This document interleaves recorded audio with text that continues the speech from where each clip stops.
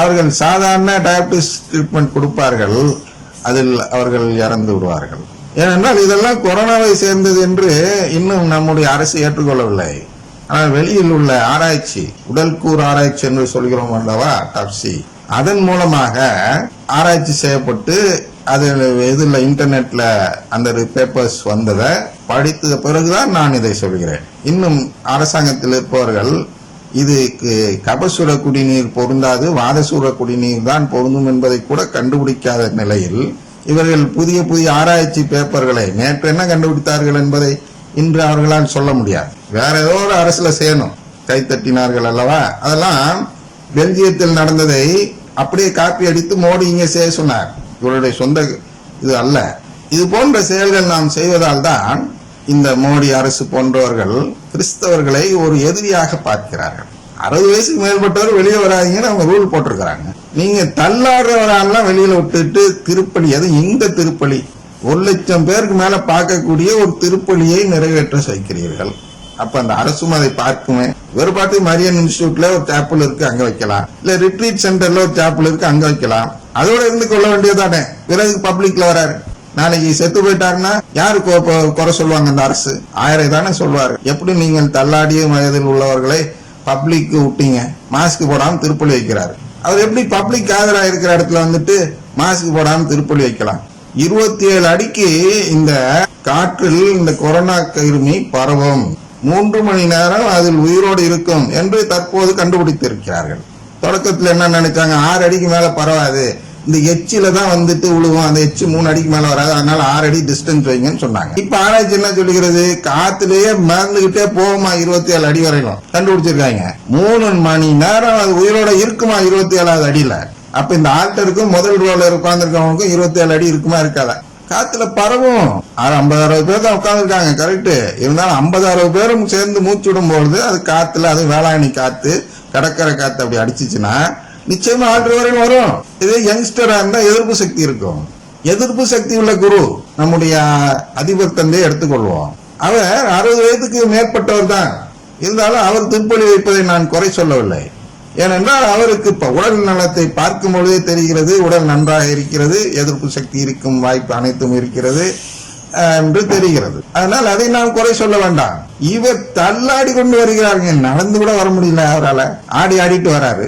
அவரை மெனக்கெட்டு அனுப்பி அவர் ஒரு மாதா செய்தி கொடுத்தாலும் பரவாயில்ல, மாதாவுக்கு எதிரான ஒரு செய்தி, வளமை நற்செய்தியின் செய்தியை கொடுக்கிறார். அப்படி அவர் வர வேண்டிய அவசியம் இல்லை. அதனால் இது போன்ற குருக்கள் எங்கிருந்தாலும் அவர்கள் அனைவரையும் அழைத்து அவர்களுக்கு வேண்டுமென்றால் கொரோனா கேர் என்று தனியாக ஓய்வு இல்லம் என்ற இடத்தில் வைத்துக் கொள்ளாமல் தனியாக ஒரு இல்லத்தை ஒதுக்கி, பாஸ்டர் சென்டர்ல எவ்வளவு இடங்கள் இருக்கிறது, ஒதுக்கி அதில் தனியாக நர்ஸை போட்டு கவனித்துக் கொள்ளும் விதத்தில் பார்த்துக் கொள்ளுங்கள். அதுதான் நல்லது. அதுதான் நாம் அக்கறையோடு செயல்படுகிறோம். இவர் அக்கறை பற்றி பிரசங்கிக்கிறார்.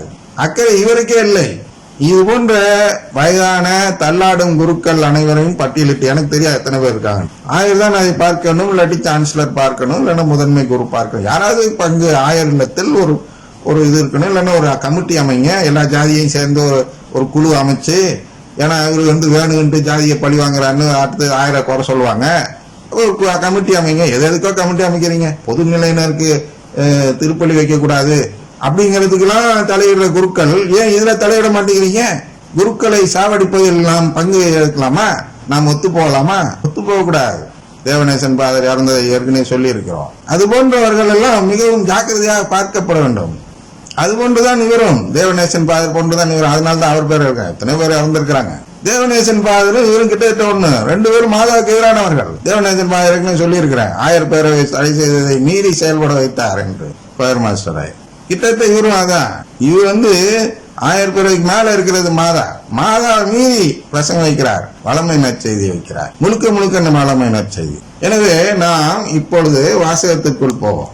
இன்று புதுமையானவற்றை கண்டோம். இது தலைப்பு எடுத்தவரும் வளமை நற்செய்தி அவர் புதுமை தான் பெருசா தெரியுது. இது நம்பிக்கை, உன்னுடைய நம்பிக்கை உன்னை குணப்படுத்தியது என்று வைக்கிறார். உங்கள் உள்ளங்களில் நீங்கள் எண்ணுகின்றது என்ன? உன் பாவங்கள் உமக்கு மன்னிக்கப்பட்டன என்பதா, அல்லது எழுந்து நடக்கவும் என்பதா? எது எளிது? மண்ணுலகில் பாவங்களை மன்னிக்க மானிட மகனுக்கு அதிகாரம் உண்டு என்பதை நீங்கள் அறிந்து கொள்ள வேண்டும் என்றார். எனவே அவர் முடக்குவாதனை நோக்கி, நான் உமக்கு சொல்கிறேன், நீர் எழுந்து உம்முடைய கட்டிலை தூக்கி கொண்டு உமது வீட்டுக்கு போம் என்றார். உடனே அவர்கள் முன்பாக எழுந்து தாம் படுத்திருந்த கட்டிலை தூக்கி கொண்டு கடவுளை போற்றி புகழ்ந்தவாறே தமது வீட்டுக்கு போனார். இது ஏற்கனவே நாம் பல முறை பார்த்திருக்கிறோம். எதை பார்த்திருக்கிறோம் என்றால், உன் பாவங்கள் மன்னிக்கப்பட்டன, அடுத்தது எழுந்து நட. இது ரெண்டுல எது பெருசு கேட்கிறாரு. இன்னைக்கு மறைவுரை கொடுத்தவர் என்ன சொல்றாருன்னா, எழுந்து நட என்றுதான் பெருசா. சரியா? அதுதான் வளமை நற்செய்தின்னு சொல்றோம். ஐயா, பாவங்கள் மன்னிக்கப்பட்டு நாம் கடவுளின் உறவை பெற்றுவோம் என்பதுதான் பெரிய விஷயம். அதான் அவரும் சொல்றார். அவர் சொன்ன பிறகு கூட அவரை காதல வாங்கிக்காம அதை போய் வைக்கிறார். அதனாலதான் அதை குறித்து சொல்றார். என்ன சொல்றார்? மண்ணுலகில் பாவங்களை மன்னிக்க மாநில மகனுக்கு அதிகாரம் உண்டு. எழுந்து நடன்னு சொல்றதுக்கு அதிகாரம் உண்டு நான் சொன்னாரு இல்ல.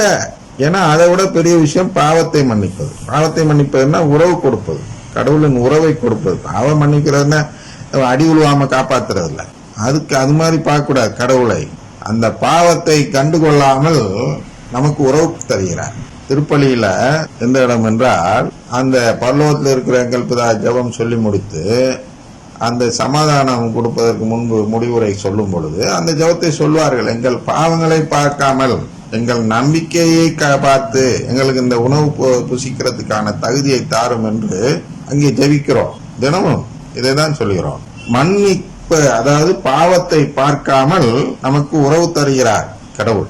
அப்பா அவ்வாறு உறவு தரும்போதுதான் நம்மை மன்னிக்கிறார். மன்னிக்கிறது என்றால் அதனால் கோபித்துக் கொள்ளாமல் அந்த உறவை தருவது. ஒருத்தர் மன்னிச்சுக்கிறோம்னா என்ன அர்த்தம்? அவர்கிட்ட கோபத்தை நாம் விட்டு விடுகிறோம். கோபிச்சுக்கிறோம், எனக்கு எதிராக என்ன செஞ்சிடறான் ஒருத்தன், அப்படியே எனக்கு கோபம் வந்துடும், அவனை திருப்பி பழி வாங்கன்னு தோணும். இல்ல மன்னிச்சிருங்க தெரியாம சொல்லிட்டேன் அப்படின்னு அவன் சொன்னோன்னே சரி போன்னு சொல்றோன்னு என்ன அர்த்தம்? நான் அதை மறந்து விடுகிறேன், அதை கண்டுகொள்ளவில்லை, செய்த தப்பு தான், இருந்தாலும் நான் அதை மறந்து விட்டால் அவன் மீது பழி வாங்கும் செயல் நின்று விடுகிறது. அதனாலதான் நாங்கள் எங்களுக்கு எதிராக செய்த குற்றங்களை மன்னிப்பது போல நீங்கள் எங்கள் குற்றங்களை மன்னிக்க வேண்டும் நாங்க வேண்டோம். அப்படின்னு என்ன, நான் எப்படி இங்க மன்னித்து மறந்து அவனோடு மீண்டும் உறவை ஏற்படுத்திக் கொள்கிறனோ, நலம் தரும் உறவு என்ற தலைப்பு. அந்த நலம் தரும் உறவு இதுதான். நான் மன்னித்து அவனோடு உறவை புதுப்பித்துக் கொள்கிறேன் மீண்டும். இது போன்ற ஆண்டவரே நீங்களும் எங்களுடைய உறவை புதுப்பித்துக் கொள்ள வேண்டும் என்று நாம் கேட்கும் பொழுதுதான் இந்த ஜெபத்தின் பொருள் நிறைவேறுகிறது. ஆனால் நாம் உறவை கேட்கிறோம், அதுதான் அங்கே கொடுக்கிறார். முடக்குவாதக்காரனுக்கு என்ன கொடுக்கிறார் என்றால், உன் பாவங்கள் மன்னிக்கப்பட்டன என்றால் என்ன? உனக்கு நான் உறவை கொடுத்து விட்டேன். உறவு பெற்ற நபர் என்ன செய்வார் என்றால் முடக்குவாதம் எல்லாம் இல்லாத நிலையில் வாழ்வார். இந்த முதல் வாசகத்தில் பல அடையாளங்கள் அதுக்கு உருவகமாக கொடுக்கப்படும். நிலைவாழ்வு பெற்ற நிலையில் அதான் முன்சுவை என்று சொல்கிறோம். என் உறவு பெற்றவர் எப்படி இருப்பார் பாருங்கள் என்று காட்டுகிறார் முடக்குவாதக்காரன். ஆனால் கடவுளின் உறவை பெற்றுவிட்டால் நமக்கு முடக்குவாதம் இருந்தாலும் சரியாகிவிடும். ஊமையாக இருந்தால் பேச்சு வந்துவிடும், குருடனாக இருந்தால் கண் கிடைத்துவிடும், காது கேளாதவனாக இருந்தால் காது கேட்கப்படும். இதெல்லாம் நிலைவாழ்வின் முன்சுவை, கடவுளின் உறவு பெற்ற நிலையின் முன்சுவை. ஆனால் இங்கே உன் பாவங்கள் மன்னிக்கப்பட்டன என்று இயேசு சொன்னதும் அங்க என்ன நடக்கிறது என்றால், அந்த முடக்குவாதக்காரனுக்கு கடவுளின் உறவு கிடைத்து விடுகிறது. அந்த உறவு கிடைத்ததால் என்ன செய்கிறான்? அவனால் எந்திரிச்சு நடக்க முடியும் என்பதை காட்டுகிறான். ஆனால் எந்திரிச்சு நடக்கிறவங்க பெருசு இல்லைங்க, உறவு பெறுவதுதான் பெருசு. இவர் சுகம் தரும் உறவா, இவர் ஏதோ ஒரு விட்டுட்டே போறாரு இந்த ஃபாதர், அதெல்லாம் என்னால ஏத்துக்க முடியல. எந்த கத்தோலிக்கனும் ஏத்துக்க கூடாது, அதுதான் அவனுடைய நம்பிக்கை. இந்த கூட என்னோட திருப்பலி காண்டவர் அதை கேட்டார், ஏன் இது மாதிரி மறைவுரை கொடுக்கும் போது எந்திரிச்சு போனா என்ன, எந்த ஒருத்து பாட்டு பாடும் போதுதான் எந்திரிச்சு போகணுமா, இது ஒன்று மறைவுரை கொடுக்கும் போது கூட அனைவரும் எந்திரிச்சு போனா நல்லா இருக்கும்ல என்று கேட்டார். இப்போ நான் சொன்னேன், இல்லை, இதற்கெல்லாம் எந்திரிச்சு போகக்கூடாது, இதெல்லாம் அவர்களுடைய நம்பிக்கையை சோதிக்கும் செயல். இது நடுங்க வைக்கும் தீட்டு அல்ல. தீட்டு என்றால் என்ன? நமக்கு நம்ம அதுல ஈடுபடலைனாலும் நம்ம மீது பட்டுவிட்டால் நம்ம உயிர் போயிடுவோம், அதான் தீட்டு. இது என்ன அப்படின்னா, இது அவருடைய நம்பிக்கை அங்க வெளிப்படுகிறது. யாரு? பிரசங்க வைக்கிறவருடைய நம்பிக்கை வெளிப்படுகிறது. நம்மையில திணிக்கப்படவில்லை, நம்மை அதை சொல்லவில்லை. பாடுவது என்பது நாம் அதில் பங்கெடுக்கிறோம், அதனால் நாம் செத்து விடுகிறோம், ஆன்ம சாவு. இதில் நாம் பங்கெடுக்கவில்லை, நாம் கேட்பதை நிறுத்திக்கிறோம். அதில் வேணுங்கிற உள் வாங்கிக்கலாம், வேணாட்டி விட்டுடலாம். அதனால தான் இங்க நாம் ஃபில்டர் பண்றோம். வாங்காதீங்க, உள் வாங்காதீங்க, ஒரு ஃபாதர் சொல்வதை என்று சொல்கிறோம். இந்த ஃபாதர் முன்ன பின்ன நான் பார்த்ததில்ல, இன்னைக்கு தான் பார்த்தேன். செபாஸ்டியன் டிரான்ஸ்ஃபர் லிஸ்ட்ல பார்த்தப்ப யாரோ ஒரு யங்ஸ்டர் வருவாரு, நல்லா மறியல் இதை பார்த்துக்குவாரு. ஆர்கே ஃபாதரு, பன்னீர் ஃபாதரு இவங்கெல்லாம் இருந்தாங்க மறியல் கல்லூரியில்.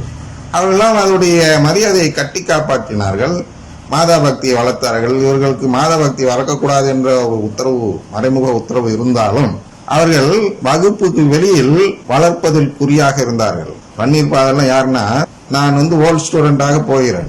ஆர்கே ஃபாதர் இருந்தப்ப நான் படித்த நான், பன்னீர் ஃபாதர் வந்ததும் நான் போகிறேன். அங்கே போயிட்டு நான் ஓல்ட் ஸ்டூடெண்ட் என்று சொல்லி சொன்னதும் அவர் சந்தோஷப்பட்டு. உதாரணத்துக்கு இப்போ மான்ஃபோர்ட் ஸ்கூல்ல படிச்சிருக்கிறேன்.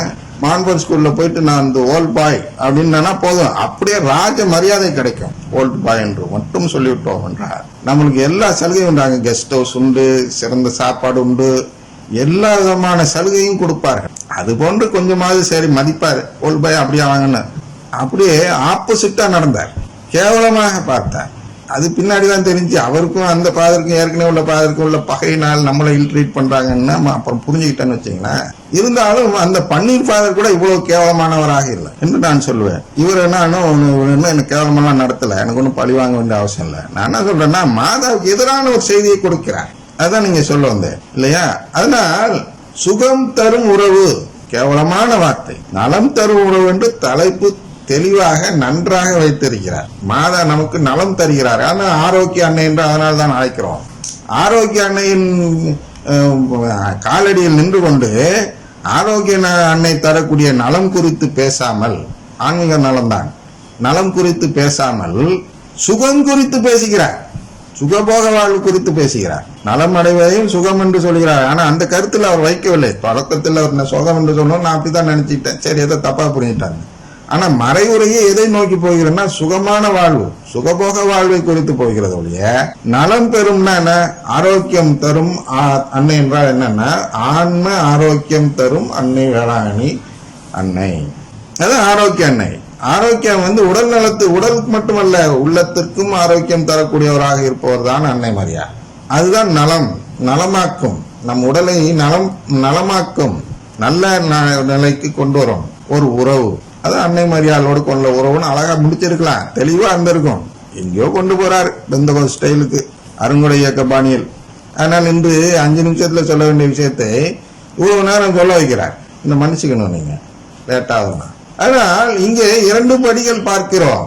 இயேசு அதை தான் சுட்டி காட்டுகிறார். எது பெரிது, பாவம் மன்னிக்கப்பட்டன என்பது பெரிதா, கட்டளை தூக்கிட்டு நட என்பது சொல்வது பெரிதான்னு சொல்றார். ஏன்னா நீங்க இந்த முதல் நிலையை அடைந்தால்தான் 2வது நிலைக்கு போக முடியும். நீ நேரா போய் கட்டளை தூக்க போனீங்கன்னா உன்னால முடியாதுப்பா. அதனால இந்த அதிகாரம் எனக்கு கொடுக்கப்பட்டிருக்கு. என்ன, எந்த அதிகாரம் கொடுக்கப்பட்டிருக்கு? உறவு தரும் அதிகாரம் எனக்கு கொடுக்கப்பட்டு இருக்கிறது. பாவத்தை மன்னிப்பது என்றால் என்ன என்றால், இப்போ நான் ஏதாவது பங்கு தந்தைக்கு எதிராக பேசிடுறேன் இல்லையா? அப்ப பங்கு தந்தைக்கு எதிராக செயல்படுறேன், பேசுறேன்னு வச்சுக்குவோம். பின்னாடி ஒரு மாசம் கழிச்சோ 2 மாசம் கழிச்சோ அந்த ஃபாதர்ட்ட போய் ஏதோ ஒரு சேவை, இப்போ ஒரு உதவிக்காக போறோம். என் குழந்தைக்கு திருமுழுக்கு கொடுக்கணும், இல்லை கல்யாணம் பண்ணணும், ஏதோ ஒரு சேவைன்னு போறோம். அப்ப அந்த ஃபாதர் சுட்டி காட்டுறாருன்னு வச்சுக்குவோம். இல்ல ஃபாதர், தெரியாம பண்ணிட்டேன் ஃபாதர்ன்னு சொல்றேன். ஒரு உதாரணத்துக்கு இது போன்ற 1000 முறை நம்முடைய பிரான்சிஸ் ஃபாதர்ட்ட சொல்லியிருப்பேன். சொல்ல முதல் நாள் சொல்லுவேன், மறுநாள் மீண்டும் பழி வாங்குவார். அதான் மன்னிக்காத நிலை. இப்போ ஒரு பங்கு தந்துட்டு போய் நான் கேட்கறேன், இல்ல தெரியாம பண்ணிட்ட மாதிரினா, உடனே அதை கல்யாணத்தை பண்ணி வச்சாருன்னா என்னை அவர் மன்னித்து விட்டார். நான் அஃபெண்ட் பண்ணதுதான், நல்லா புரிஞ்சுங்க. நான் அவருக்கு எதிரான பாவம் செய்தது பாவம்தான். அதை மன்னிக்கும் அதிகாரம் இந்த பங்கு தந்தைக்கு இல்லை. மன்னிக்கும் அதிகாரம் கடவுளிடம் இருக்கிறது. நான் அவருக்கு எதிராக செய்த ஒரு பாவத்தை மன்னிக்கும் அதிகாரம் கடவுளிடம் இருக்கும் பொழுது இந்த பங்கு தந்தை எப்படி மன்னிக்கலாம் என்றால், சரிப்பா நான் அதெல்லாம் நினைச்சுக்கல, நீ வா கல்யாணம் பண்ணி வச்சிடறேன் அப்படின்னு சொல்லிட்டாருன்னா என்னை மன்னித்து விட்டார், என் பாவங்கள் மன்னிக்கப்பட்டன. ஆக்சுவலா மன்னிக்கிறது யார்? கடவுள் தான் மன்னிக்கணும் தீர்ப்பு நாளின் போதுதான். அதை இன்றே இவர் மன்னித்து செயல்படுகிறார்.